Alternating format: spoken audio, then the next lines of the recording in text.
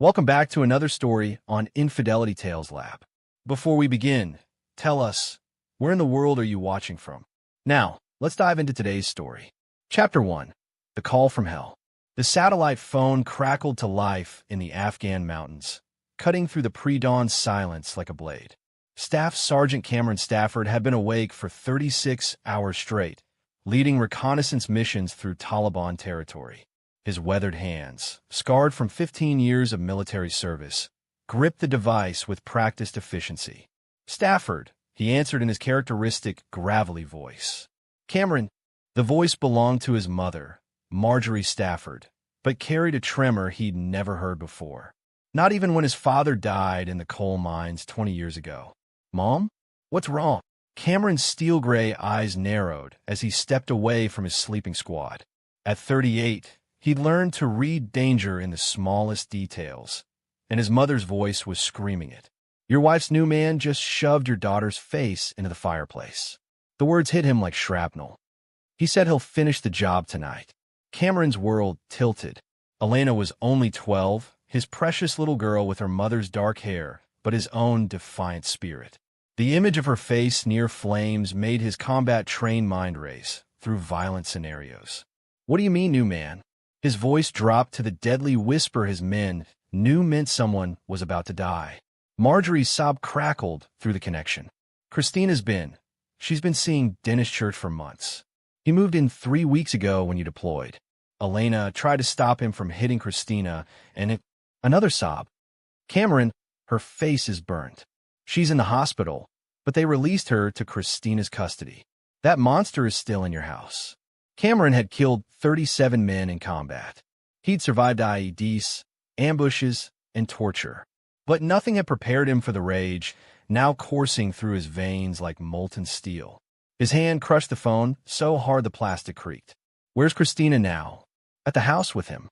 She won't answer my calls. Elena's with them, and I'm terrified. Mom. Cameron's voice cut through her panic like a command. I'm coming home. The backstory flooded his mind as he ended the call.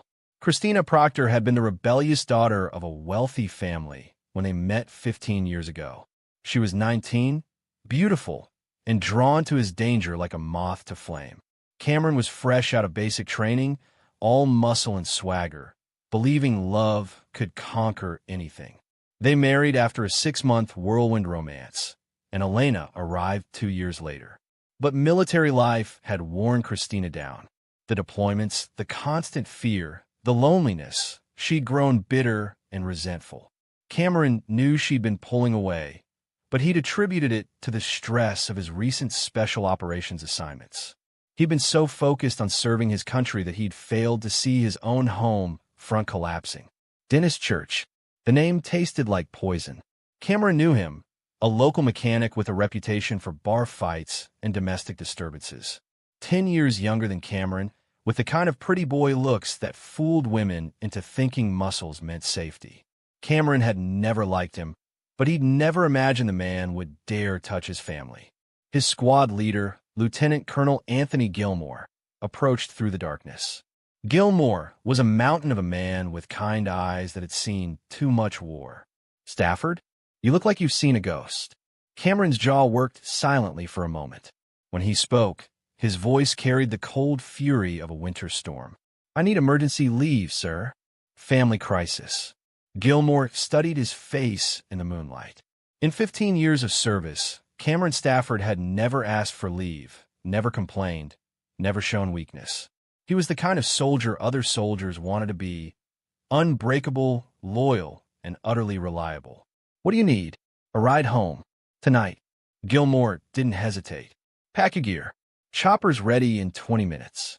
As Cameron gathered his belongings, his mind was already shifting into tactical mode. This wasn't a rescue mission. It was war. And in war, Cameron Stafford had never lost. Chapter 2. Homecoming. The flight from Afghanistan to Colorado took 18 hours with military connections. Cameron spent every minute planning. He'd called his mother twice more during layovers, each conversation painting a darker picture. Christina had met Dennis Church at a local bar 6 months ago. While Cameron was risking his life in the mountains, She'd been playing house with a man who had a sealed juvenile record and a reputation for violence against women. Church had systematically isolated Elena from her friends, turned her mother against her, and now occupied Cameron's home like a conquering force. Elena had suffered second-degree burns on her left cheek when Church shoved her face first into the fireplace grate. The official story was an accident, but Elena had whispered the truth to her grandmother during a brief hospital visit. Church had been drinking, Christina had tried to leave, and Elena had stepped between them. His response was to grab the 12-year-old by the hair and demonstrate what happened to little bitches who don't know their place. Cameron's hands clenched into fists that could break concrete as he stared out the airplane window. He'd spent 15 years following rules of engagement, protecting civilians, fighting with honor. But honor was a luxury he could no longer afford. The plane touched down at Denver International at 11:47 p.m. Cameron retrieved his duffel bag and the locked case containing his personal weapons, items the military quietly allowed special operations soldiers to transport. He'd built a reputation as a man who solved problems permanently, and he'd need every tool at his disposal. Marjorie met him at the airport, her normally pristine appearance disheveled with worry. At 65, she was still the tough coal miner's wife who'd raised Cameron alone after his father's death. But tonight, she looked fragile. "How is she?" Cameron asked without preamble as they walked to her car. "Scared. Hurting. She asked about you every hour." Marjorie's voice broke. "Cameron, I've never seen her so small. She flinches when men speak too loud now." The rage in Cameron's chest crystallized into something colder and infinitely more dangerous. "Where are they now?" "Your house. I drove by an hour ago. Church's truck is still there." She paused. "Cameron, what are you planning to do?" He met her eyes in the dim parking garage lighting. "Whatever it takes." The drive to his house took 30 minutes through empty suburban streets. Cameron's neighborhood was middle-class military housing, well-maintained lawns, American flags, the kind of place where people minded their own business but looked out for each other's families. His house sat on a corner lot, isolated enough for privacy, but visible enough that neighbors would notice unusual activity. As they drove past, Cameron cataloged the tactical situation. Church's red pickup truck dominated the driveway. The living room lights were on, casting shadows through curtains Cameron had hung himself 5 years ago. His daughter was inside that house with a man who'd already proven his willingness to hurt children. "Drop me at the end of the block," Cameron said quietly. "Cameron, Mom." His voice carried the absolute authority of a battlefield commander. "Go home. Lock your doors. Don't answer the phone unless it's me. This ends tonight." Marjorie looked at her son, really looked at him, and saw something that made her shiver. This wasn't the idealistic young man who'd enlisted to serve his country. This was a weapon, forged by war and betrayal into something lethal. She kissed his cheek and whispered, "Be careful." Cameron stepped out into the Colorado night, every sense alert. He'd spent years learning to move through hostile territory, and his own neighborhood had become exactly that. As he approached his house through the shadows, he could hear voices through an open window, Christina's sharp tone and a man's deeper voice responding with crude laughter. His home, his daughter, his life, all of it contaminated by a man who thought violence made him strong. Cameron Stafford was about to teach Dennis Church the difference between a bully and a warrior. Chapter 3: Assessment and Infiltration. Cameron circled his own house like a predator studying prey. 15 years of special operations had taught him patience. The difference between a successful mission and a dead soldier was often measured in minutes of careful observation. The house was a 2-story colonial he'd bought with military savings and pride. Every board, every nail, every security measure was his handiwork. He knew which floorboards creaked, which windows were easier to open, where the sight lines were best. Church might be living there, but this was Cameron's territory. Through the kitchen window, he could see into the living room. Christina sat on the couch, still beautiful at 34, but wearing makeup that couldn't quite hide a bruise on her jaw. She was thinner than he remembered, with the hollow look of a woman living in constant tension. Dennis Church dominated the space like a conquering animal marking territory. At 28, he was all swagger and casual cruelty, wearing Cameron's favorite chair like a throne. Beer bottles littered the coffee table, and Cameron's military commendations had been removed from the mantel, replaced with nothing. But it was Elena's absence that sent ice through Cameron's veins. His daughter should have been visible from this angle if she was in the living room. Either she was hiding upstairs or, "Elena, get down here." Church's voice carried clearly through the window. "Your mama's boyfriend wants to talk to you." Cameron watched his daughter appear at the top of the stairs. Even from a distance, he could see the bandage covering the left side of her face. She moved slowly, fearfully, like an animal expecting another blow. "Elena, honey, please just come down." Christina's voice carried exhaustion and defeat. "Dennis just wants to apologize." The 12-year-old descended the stairs with visible reluctance. Cameron's trained eye cataloged everything.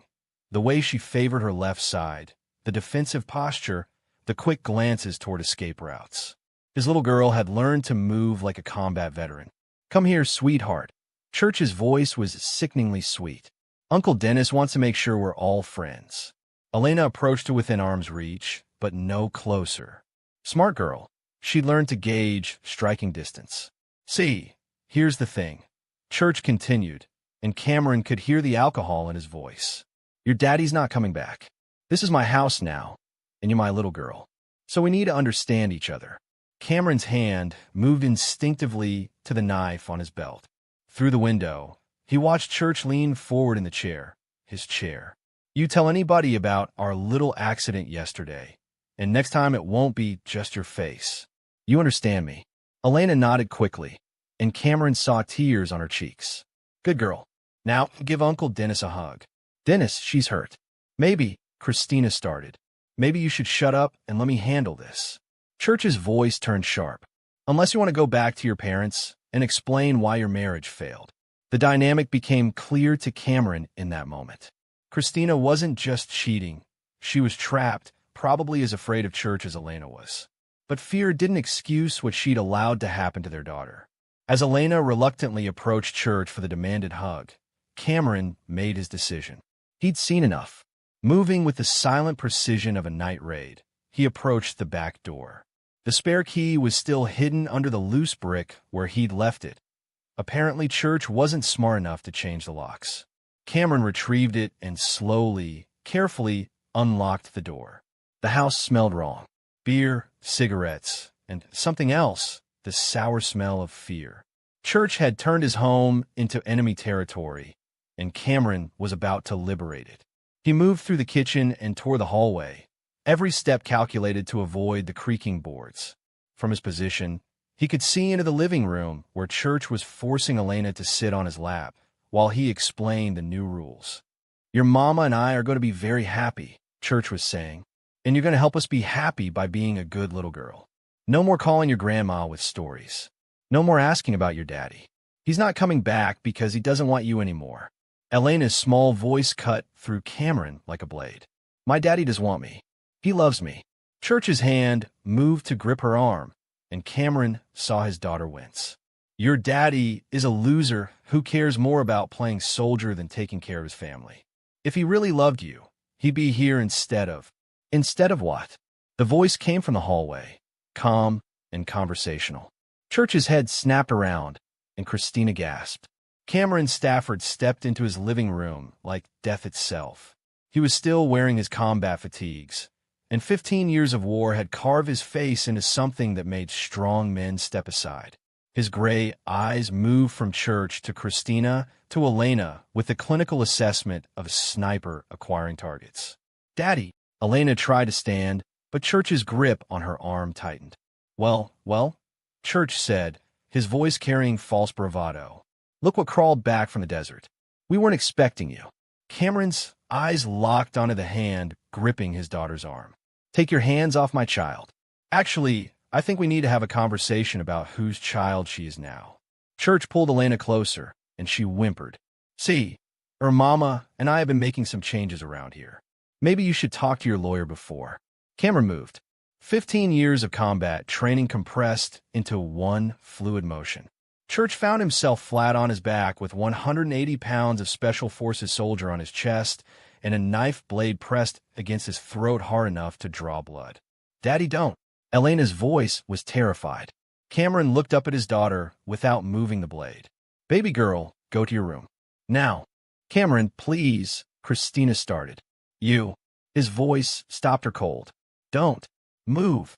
Elena ran upstairs, and Cameron heard her bedroom door close. Only then did he look down at the man who'd burned his child's face. "Dennis Church," he said conversationally. "We need to talk." Church's eyes were wide with terror.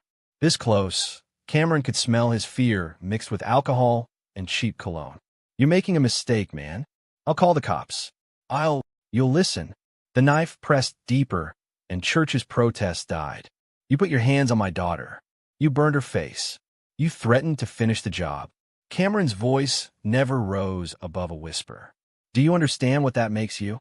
Church tried to speak, but could only manage a strangled sound. "It makes you dead," Cameron continued. "The only question is how long it takes, and how much you suffer first." From a couch, Christina found her voice. "Cameron, stop. You can't just..." "Can't what?" He looked at her without moving from Church's chest. "Can't protect my daughter? Can't defend my home? Can't deal with the man who's been terrorizing my family while I was serving my country?" "I'm calling the police." Christina reached for her phone. "Go ahead." Cameron's voice was absolutely calm. "Call them. Explain why there's a man in my house who's been abusing my child. Explain why you let happen. Explain why you chose this piece of garbage over your own daughter's safety." Christina's hand froze on the phone. Cameron looked back down at Church. "Here's what's going to happen. You're going to get up, walk out of my house, and never come back. You're going to leave town tonight and never contact my wife or daughter again. Because if I see you again, if I hear you've spoken to them, if you so much as drive down this street..." The knife pressed deeper. "I will hunt you down and show you what 15 years of war teaches a man about pain." Church nodded frantically. Cameron stood up and stepped back, but his hand remained on the knife handle. "Get out." Church scrambled to his feet, blood trickling from the shallow cut on his throat. He looked at Christina desperately. "Christina, you can't let him." "She's not letting me do anything," Cameron interrupted. "She's choosing. Her husband and daughter, or the man who burns children's faces." He looked at his wife. "Choose now." The silence stretched like a wire about to snap. Then Christina spoke, and her words shattered Cameron's world completely. "Dennis, wait." She stood up, moving to Church's side. "Cameron, you can't just come back and expect everything to be the same. We've moved on. Elena will adapt. This is our life now."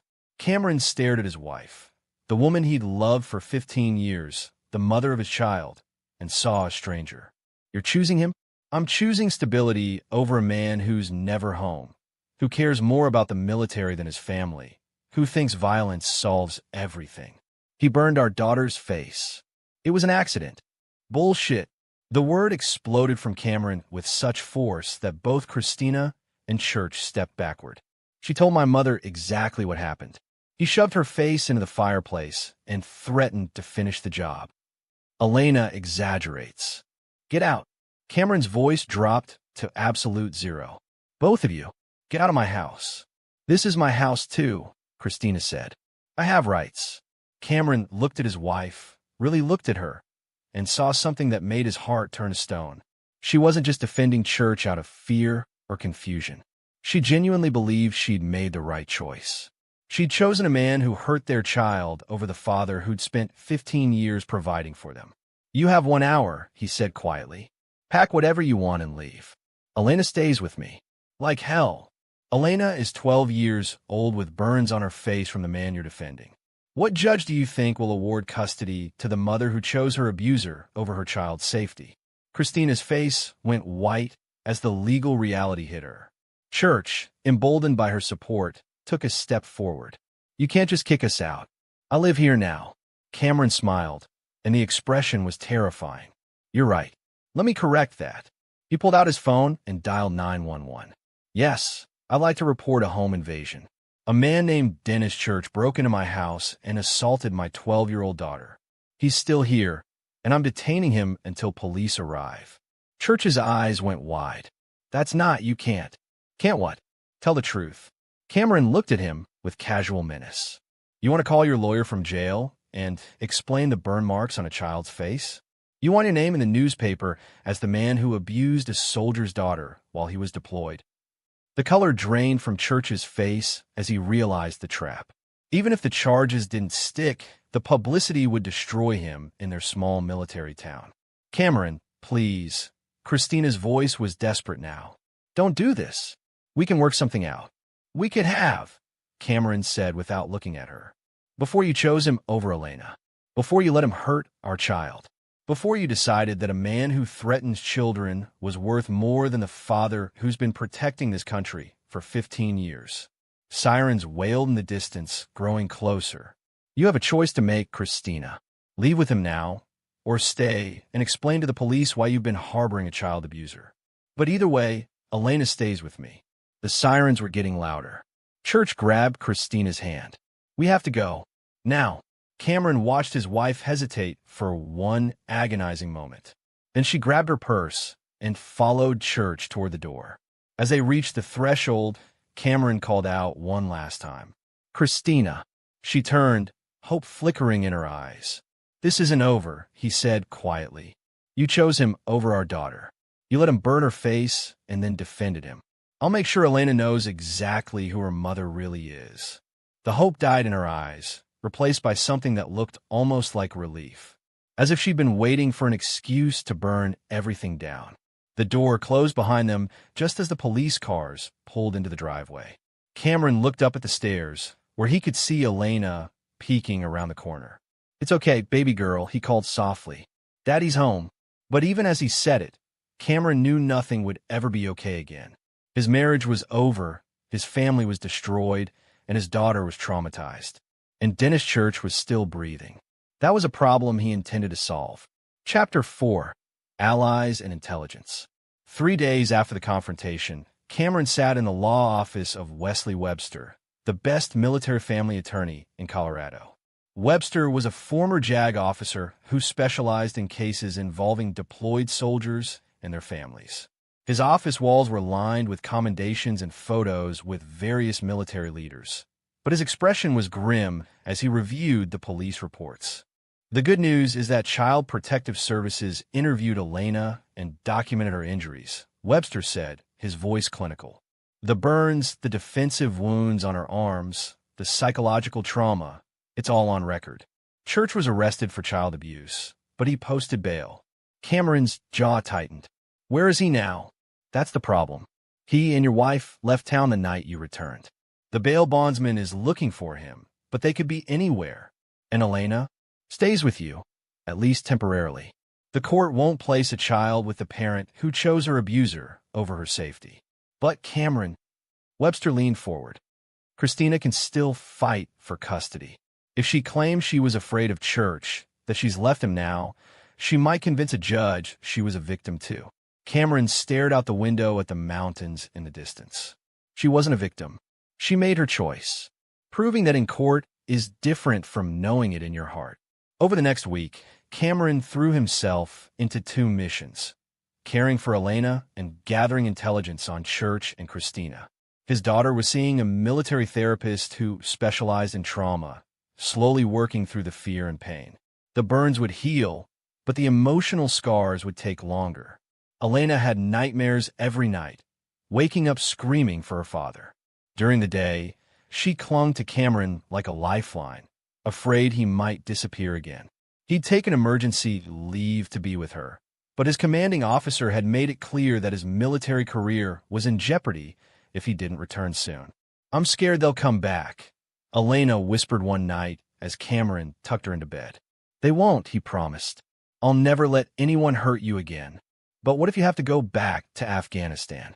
Cameron looked at his daughter, his brave, damaged little girl, and made a decision that would change everything. I'm not going back, baby. Daddy's staying home now. The next morning, Cameron called his commanding officer and submitted his resignation from the Army. 15 years of service, a distinguished career, a pension, all of it secondary to his daughter's safety. Meanwhile, His investigation into Church was bearing fruit. Cameron had called in favors with military intelligence contacts, former Special Forces soldiers now working in private security, and old friends in law enforcement. The picture that emerged was worse than he'd imagined. Dennis Church wasn't just a violent man. He was a predator who'd been escalating for years. His sealed juvenile record included arrests for animal cruelty and assault. As an adult, he'd been fired from 3 jobs for harassment and had restraining orders filed by 2 ex-girlfriends. He was exactly the kind of man who targeted vulnerable women and their children. But it was the call from Fernando Goodrich, a former Delta Force operator now working as a private investigator, that gave Cameron the leverage he needed. "Found them," Fernando said over the phone. "Church and your wife are in Reno, Nevada, living in a cheap motel and running low on money. But Cameron, there's something else you need to know." Cameron waited. Church has been in contact with a man named Luis Ellison. Ellison runs girls for a casino owner. Young girls, if you know what I mean. Word is Church owes him money from gambling debts and is looking for ways to pay it back. The implication hit Cameron like a physical blow. "Elena, that's my read. Church is the kind of guy who'd sell his own mother if the price was right. And a 12-year-old girl from a military family." Fernando's voice trailed off.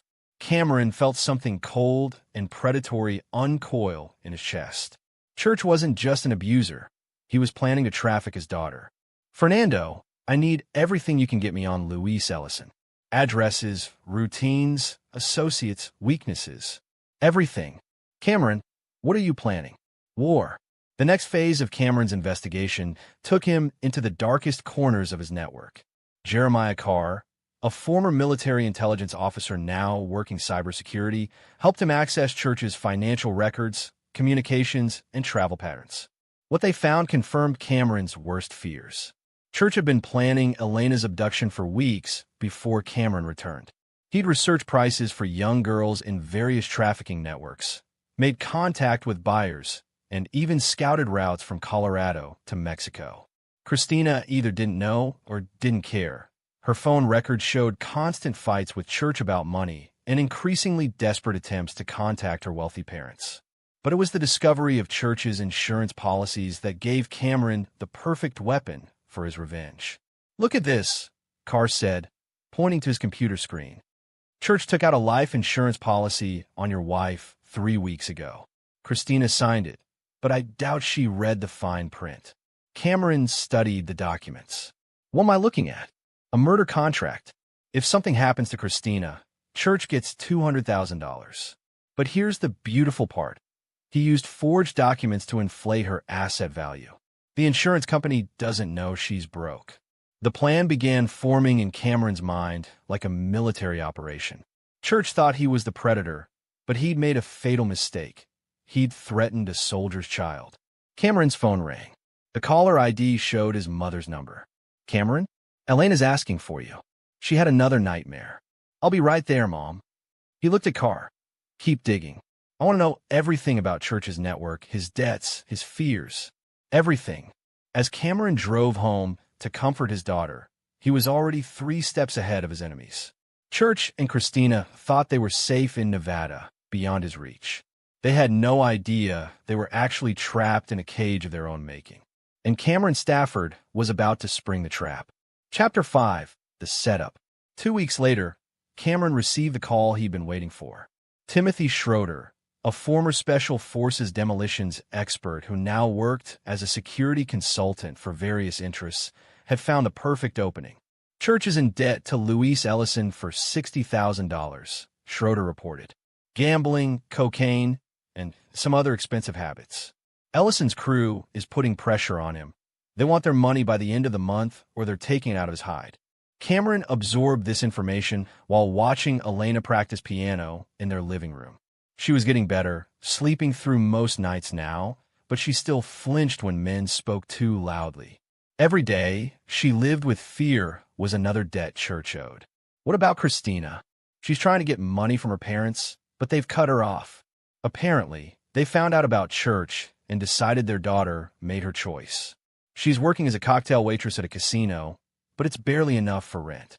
"Perfect." Cameron's voice was calm. but his eyes were cold as winter steel. Here's what we're going to do. The plan Cameron laid out was elegant in its simplicity and brutal in its effectiveness. It would destroy Church and Christina while staying within the bounds of plausible deniability. More importantly, it would ensure they could never threaten Elena again. Phase 1 involved Gerard Porter, another former special operations soldier who now worked as a con artist specializing in financial fraud.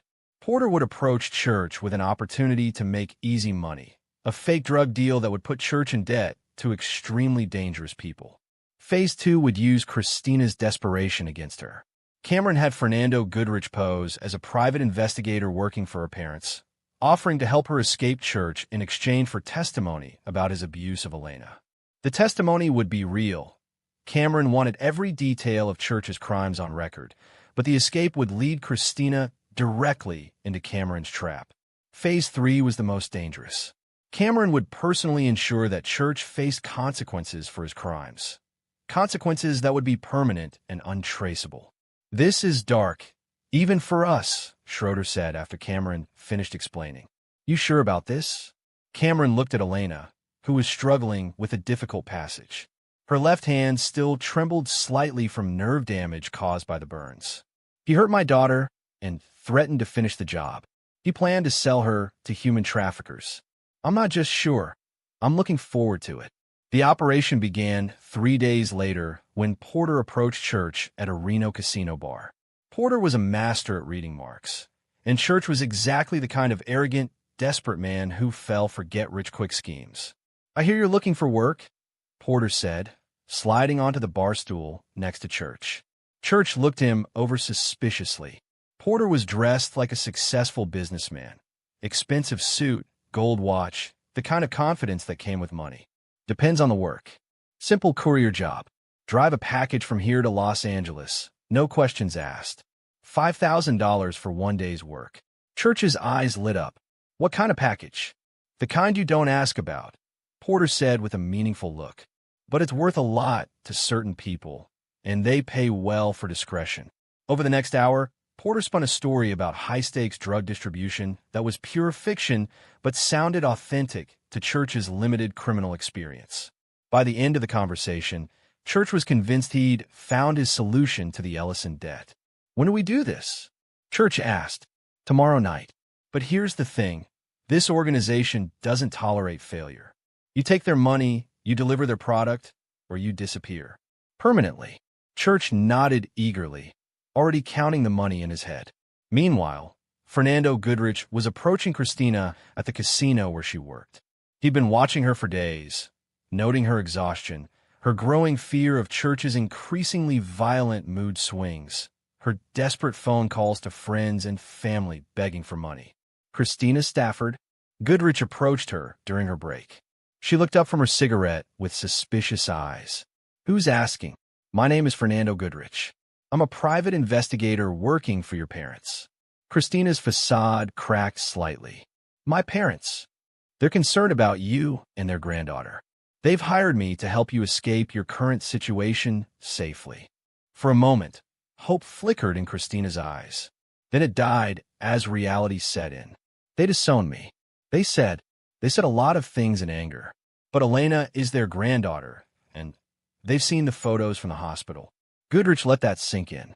"They want to help you start over, away from Dennis Church. But they need something in return." "What?" "The truth. Everything that happened to Elena, everything Church has done. They want a full statement they can use to ensure he never gets near their granddaughter again." Christina looked around the casino, at the flashing lights and desperate gamblers, at the life she'd traded her family for. "What would happen to Dennis?" "That depends on what you tell me. But if you're honest about what he did to Elena." Goodrich shrugged. "Well, child abusers don't do well in prison." The hook was set. Christina agreed to meet with Goodrich the next night to give her statement. She had no idea she was walking into Cameron's trap. Back in Colorado, Cameron was making his own preparations. He'd put Elena in his mother's care with a cover story about business travel, ensuring she'd be safe and protected. His house was empty now, ready to serve as the final stage of his plan. Elena hugged him tightly before he left. "You promise you'll come back?" I promise, baby girl. Daddy's going to make sure the bad people can never hurt you again. As Cameron drove toward the airport, his phone buzzed with updates from his team. Church had taken the bait and was preparing for the fake drug run. Christina was getting ready to confess everything about Church's abuse. And Luis Ellison's crew was closing in on Church for the money he owed. All the pieces were in motion. By the end of the week, Church and Christina would face the consequences of their choices. Cameron had spent 15 years learning to hunt terrorists in foreign lands. Now he was bringing those skills home to hunt the monsters who'd threatened his child. And unlike his enemies, Cameron Stafford never missed his target. Chapter 6. The Trap Springs. The fake drug deal went exactly as Cameron had planned. Church drove to the designated meeting point, a warehouse outside Las Vegas, expecting to collect his $5,000 and solve his debt problems. Instead, he found himself surrounded by men who worked for Luis Ellison. Porter had tipped off Ellison's crew about Church's location, claiming Church had been bragging about stealing drugs from their operation. When Church arrived with Porter's empty suitcase, thinking it contained cocaine worth $50,000, Ellison's men were waiting. Dennis Church, the lead enforcer, a mountain of a man called Terrence Avery, smiled without warmth. You've been a hard man to find. Church looked around at the four men surrounding him and realized he'd walked into a trap. Look, there's been a mistake. No mistake. You owe our boss $60,000, and now you're trying to steal from us too. Avery gestured to the empty suitcase. That's insulting. I don't know what you're talking about. I was told this was a courier job. Avery hit him with a right cross that dropped Church to his knees. Wrong answer. You've got two choices. Pay us what you owe, plus another $20,000 for the disrespect, or we start breaking things. Church spit blood and tried to think. $80,000 might as well have been $8 million. I don't have that kind of money. Then we'll take it in trade. Avery's smile turned predatory. I hear you've got access to a pretty little girl. Young, blonde, military family. That's worth good money to the right buyers. The blood drained from Church's face as he realized they knew about Elena. How did you? You've been asking around about prices for kids. Word gets around. Avery hauled Church to his feet. Here's the deal. You deliver the girl to us, and we'll call your debt even. You've got 48 hours. I can't. She's not here. She's with her father. Then you better figure out how to get her away from Daddy. Avery's voice was casual death. Because if you don't, we're going to start with your girlfriend and work our way up to parts you really don't want to lose. As Church stumbled away from the warehouse, bleeding and terrified, he had no idea he'd just been maneuvered exactly where Cameron wanted him. The debt was real, but Ellison's crew had been fed information designed to make them fixate on Elena. Now Church was desperate enough to try anything. Meanwhile, Christina was sitting in a hotel room with Fernando Goodrich, spilling everything about her relationship with Church. The digital recorder captured every detail. How Church had systematically isolated her from friends and family, how he'd become increasingly violent, and finally, the night he'd burned Elena's face. He grabbed her by the hair, Christina said, tears streaming down her face. She was trying to protect me, and he shoved her face right into the fireplace grate. And when she was screaming, he said next time he'd put her all the way in. Goodrich kept his expression neutral, but inside he was thinking about his own daughter, safe at home in Colorado. What did you do? Nothing. The word came out as a broken whisper. I was so scared. He said if I called for help, he'd kill her. Kill both of us. So I took her to the hospital and said it was an accident. And when your husband came home, Christina's face crumpled. I chose Dennis. I actually chose the man who burned my baby's face over her father. She looked up at Goodrich with hollow eyes. What kind of mother does that make me? The kind who is scared, Goodrich said gently, but also the kind who's ready to make it right. After 3 hours of testimony, Goodrich had enough evidence to put Church away for decades. But Cameron's plan was bigger than prison time. There's one more thing, Goodrich said as he packed up the recorder. Your parents want you to call your ex-husband. Apologize to Elena. Try to start making amends. Cameron will never forgive me. Maybe not, but Elena deserves to hear from her mother that she's sorry. Christina nodded and dialed Cameron's number with shaking hands. Cameron was sitting in a rental car outside the hotel when his phone rang. He'd been watching the building, coordinating with his team, waiting for this moment. "Christina," he answered without emotion. "Cameron, can I talk to Elena?" "Elena's asleep. She has nightmares, about the man you chose over her father." Christina sobbed into the phone. "I'm sorry. I'm so sorry. I just gave a statement to a private investigator. Everything Dennis did to her, all of it. I want him to pay." Cameron's voice remained cold. "Too late for that. Please, Cameron. I know I can't fix this, but I want to try. I want to protect her now. Where's Church?" "He left this morning. Said he had business in Las Vegas." "Cameron, he's been talking about Elena, about getting her back. I think he's planning something. I know exactly what he's planning." Cameron's voice carried a deadly promise. "And I'm ready for him." Church returned to their motel room at 2 a.m., drunk and desperate. He found Christina packing her clothes. "Where the hell do you think you're going?" "Away from you." Christina didn't look up from her suitcase. "I called Cameron. I told him everything you did to Elena." Church grabbed her arm and spun her around. "You did what? I'm not protecting you anymore. You're a monster, and I was a fool for thinking." Church backhanded her across the face, sending her crashing into the dresser. "You stupid bitch. Do you have any idea what you've done?" Christina tasted blood and realized this was how it ended, with the truth. "I've done what I should have done months ago." "Well, you just signed Elena's death warrant." Church pulled out his phone and showed her a text message from Ellison's crew. "These people want your daughter, and thanks to your big mouth, I'm going to give her to them." For the first time since choosing Church over her family, Christina felt real clarity. She lunged for Church's phone, desperate to delete the message, to somehow undo the danger she'd helped create. Church caught her wrist and twisted until she heard bones crack. "Too late, baby.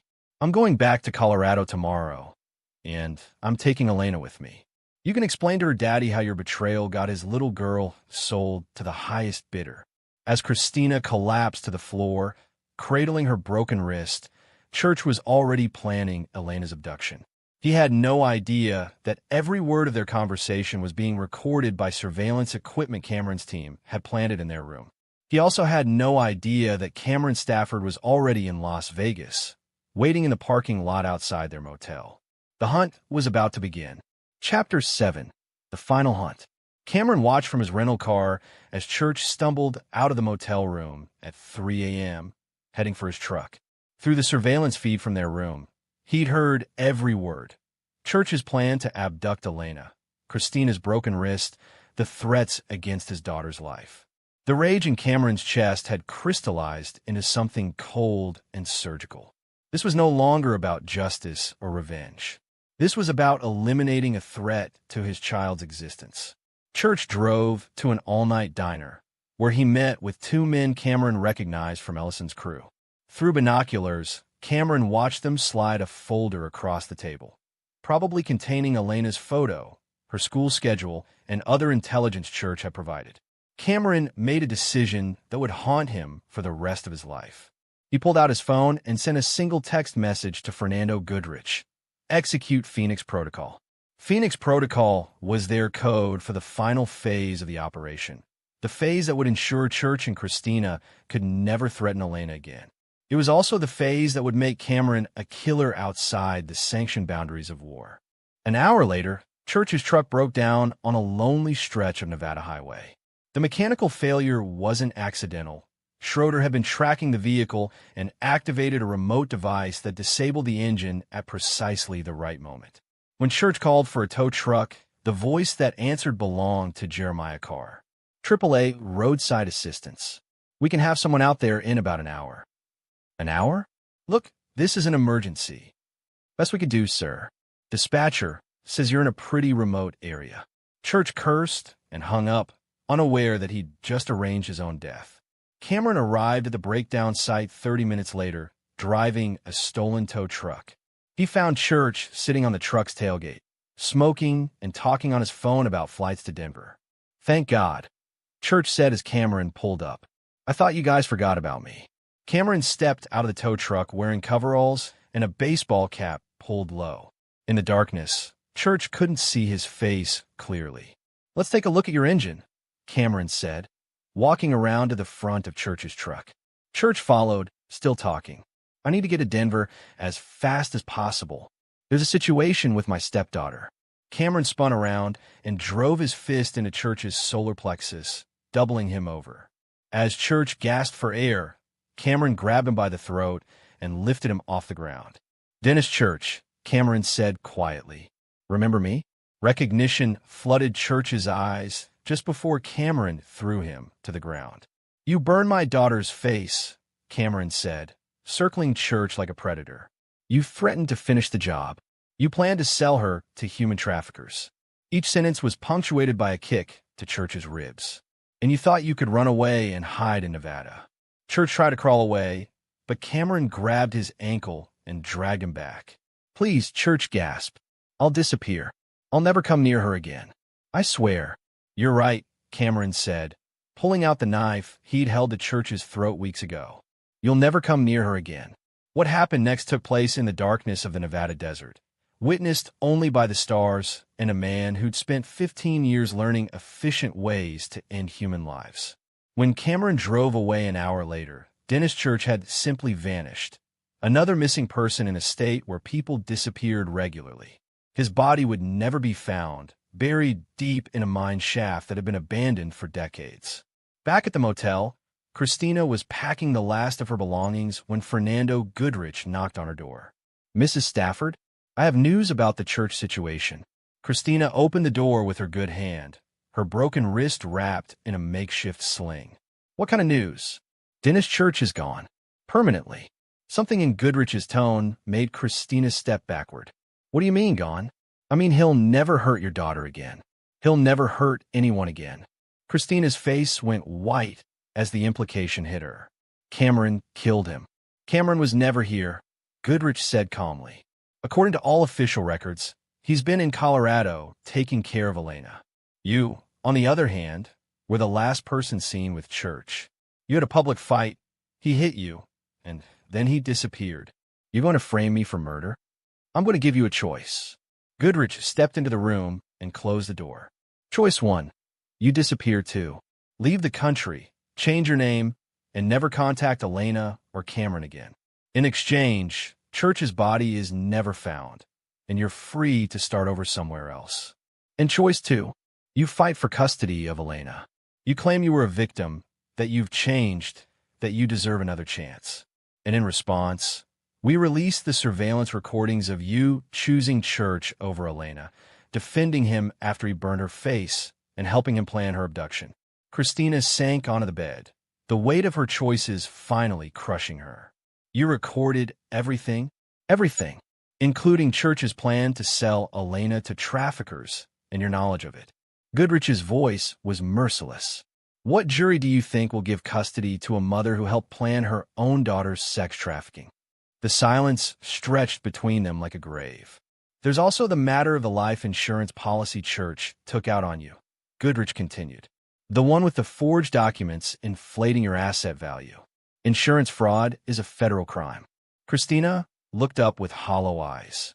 "How long do I have to decide?" "The next flight to Mexico leaves in 4 hours. There's a passport and $10,000 in this envelope." He placed it on the dresser. "After that, the choice is made for you." As Goodrich left the room, Christina stared at the envelope that represented her only chance at freedom. She thought about Elena, her daughter's burned face, her nightmares, her desperate need for safety and love. For the first time in months, Christina made a choice that put Elena's needs before her own. Chapter 8. Blood Price.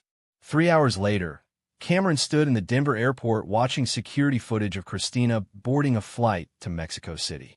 She was traveling under a false identity, carrying forged documents, and would disappear into a life of exile and regret. His phone buzzed with a text from Elena. "Grandma made pancakes. Are you coming home today?" Cameron typed back, "On my way, baby girl." Forever this time.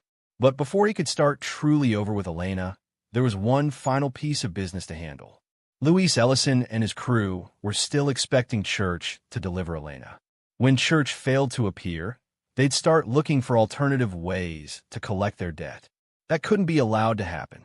Cameron drove to a warehouse district in Aurora, where Fernando had arranged a meeting with Ellison's crew. They thought they were meeting with Church's associates to discuss Elena's transfer. Instead, they were walking into an execution. Terrence Avery and 3 other men arrived at the warehouse expecting to collect a 12-year-old girl. They found Cameron Stafford waiting alone in the darkness. "Where's Church?" Avery demanded. "Dennis Church is dead," Cameron said simply. Avery's hand moved toward his gun, but Cameron was faster. 15 years of combat training compressed into one fluid motion, knife drawn, thrown, and buried in Avery's throat before he could clear his holster. The other 3 men tried to react, but they were criminals, not soldiers. Cameron had been killing people professionally since before they learned to shave. When the warehouse fell silent, for bodies lay cooling on the concrete floor, Cameron methodically searched each man, collecting phones, wallets, and weapons. Within an hour, he'd identified their entire network and begun dismantling it. By dawn, Luis Ellison was dead in his penthouse apartment, along with his top lieutenants. Cameron had used their own drugs to stage overdoses, their own weapons to create murder-suicides, their own criminal connections to ensure the authorities would write it off as a gang war. The threat to Elena was eliminated at its source. Cameron drove home as the sun rose over the Colorado mountains, washing the blood from his hands at a gas station bathroom. He'd killed 9 people in 12 hours, but Elena would never need to know that. She would grow up believing her father was a hero who'd serve his country with honor. She would never know that he'd also served her with methods that had no honor at all. When Cameron walked into his mother's house, Elena ran to him with the boundless joy of a child who'd been afraid her parent might never come home. "Daddy, you're back." Cameron hugged his daughter tight, breathing in the scent of her hair, feeling her small heartbeat against his chest. "I'm never leaving again, baby girl. Promise?" "I promise." As Elena chattered about her week with Grandma, showing him drawings and piano pieces she'd learned, Cameron made silent vows. He would raise her to be strong, to choose good people, to never accept abuse from anyone. He would teach her to defend herself, to trust her instincts, to value herself too highly to settle for scraps of affection from broken people. And he would never, ever let her know what he'd become to keep her safe. Chapter 9. The New Beginning. 6 months later, Cameron stood in the backyard of their new house, watching Elena play with their dog, a German shepherd he'd named Ranger. They'd moved to a smaller town where Elena could start fresh, where nobody knew about the burns on her face or the mother who'd abandoned her. Elena was thriving. The nightmares had stopped, her grades were excellent, and she'd made friends with children whose parents had military backgrounds. She was learning to play guitar, taking martial arts classes, and slowly becoming the confident girl she was meant to be. Cameron had found work as a security consultant, using his military skills in ways that kept him close to home. His reputation in certain circles ensured a steady stream of clients who needed problems solved quietly and permanently. He was building a comfortable life for Elena while maintaining skills that might be needed again. "Daddy, watch this," Elena called out as she demonstrated a new guitar technique her instructor had taught her. Cameron applauded genuinely. "That's beautiful, sweetheart. I want to play it for Mom when she comes back." Cameron's expression never changed, but his heart clenched. Elena still asked about Christina sometimes, still hoped her mother would return with explanations and apologies. Cameron had told her that Mommy was sick and needed to go away to get better, that it might be a long time before she could come home. He would never tell Elena that Christina had chosen her abuser over her own child. He would never explain that some betrayals were unforgivable. Elena would grow up believing her mother loved her, but was troubled. Not that she'd been abandoned by a woman who valued a violent man over her daughter's safety. That night, after Elena went to bed, Cameron sat on his porch and reviewed the security reports from his team. Christina was living in a small town in Mexico, working as an English teacher, slowly drinking herself to death with guilt and tequila. She made no attempt to contact Elena or return to the United States. Church's disappearance had been written off as a probable suicide. Desperate gamblers often vanished when their debts became unmanageable. Ellison's crew had been blamed for his murder, and their subsequent deaths were attributed to rival drug dealers. No connection had been made to Cameron or Elena. The official story was that a troubled man had threatened a soldier's family, then fled when confronted. Justice had been served through legal channels, and everyone had moved on. The truth was that Cameron Stafford had become something darker than a soldier, but more protective than a father. He'd crossed lines that could never be uncrossed, but Elena was safe, happy, and free to become whoever she wanted to be. A year later, Elena asked the question Cameron had been dreading. "Daddy, is Mommy ever coming home?" They were sitting at the kitchen table, working on her math homework. Elena was 13 now, taller and more mature, but still his little girl. Cameron looked into eyes that held his own steel-gray determination and made a choice. "No, sweetheart. Mommy made some very bad decisions, and she can't come back."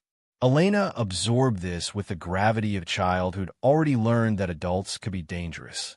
Did she choose the bad man over us? Cameron's heart broke at how perceptive his daughter was. "Yes, baby, she did." Elena nodded slowly. "Then we're better off without her." "You don't have to feel that way." "Yes, I do." Elena's voice carried a finality that reminded Cameron of himself. "She let him hurt me and chose him anyway. That's not what mothers do." Cameron pulled Elena into a hug, marveling at her strength and wisdom. She was going to be extraordinary, not because of what she'd survived, but because of what she'd learned from surviving it. "I love you, Elena." "I love you too, Daddy. Thank you for coming home." As the sun set over their new life, Cameron reflected on the prices he'd paid and the debts he'd collected. He'd lost his marriage, his military career, and parts of his soul. But Elena was safe, strong, and free. Dennis Church was dead and rotting in a desert grave. Christina was in exile, paying for her choices with isolation and regret. The men who'd threatened to traffic his daughter had been eliminated with surgical precision. Cameron Stafford had come home from war to find war in his own house. He'd fought it with the same lethal efficiency he'd brought to Afghanistan, and he'd won completely. The cost had been everything he used to be. The reward was everything Elena could become. And in the arithmetic of a father's love, that was a bargain he'd make 1,000 times over. Elena's laughter drifted through the house as she played with Ranger in the backyard, and Cameron smiled. His daughter was home, safe and happy. The war was over. He had won. And there you have it. Another story comes to an end. What did you think? I'd love to hear your thoughts in the comments below. If you enjoy this story, consider joining our community by subscribing. It means the world to us. For more stories like this one, check out the recommended videos on screen. And I'll see you there.